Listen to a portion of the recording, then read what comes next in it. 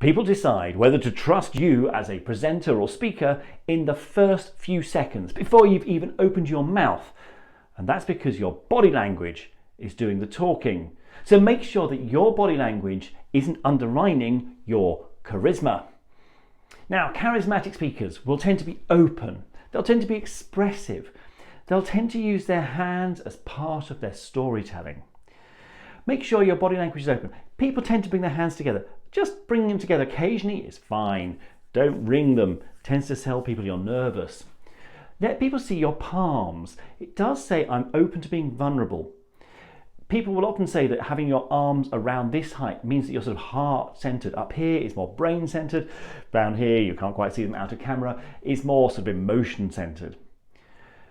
But allow the audience to see you. As soon as you put your arms, curl them, you hold them in front of you, they're a barrier. And that is going to undermine your charisma. Now say, use your hands in your storytelling.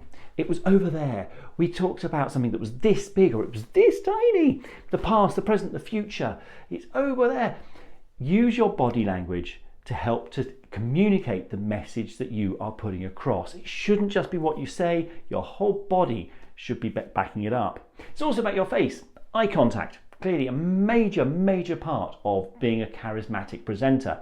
If you're looking away, if you're looking down a lot because you're thinking, maybe you're looking up because you're not quite sure what you're going to say next, your audience won't buy into you.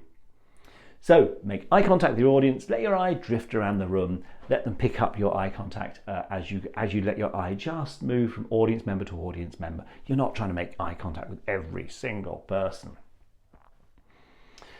Your body should also be relaxed. Your posture should be at ease, but also upright, so that you look alert. What you don't want to be doing is slouching. Your body should just say, I'm perfectly comfortable here, even if inside you are dying 1,000 deaths because you hate public speaking. If your body looks confident, you will actually start to feel more confident, and perhaps most importantly, your audience will read you as confident and charismatic. Those we think of as charismatic don't have rounded body language. They tend to be upright. They look out. They're expansive in their gestures. So don't let your body language undermine all the charisma that you are trying to build up and project to an audience. So your audience will have judged who you are and how charismatic you're going to be from the moment you've walked on stage or you stood up in a meeting room. So make sure right from that moment you are projecting charisma. Be open, be expansive, be warm, be charismatic.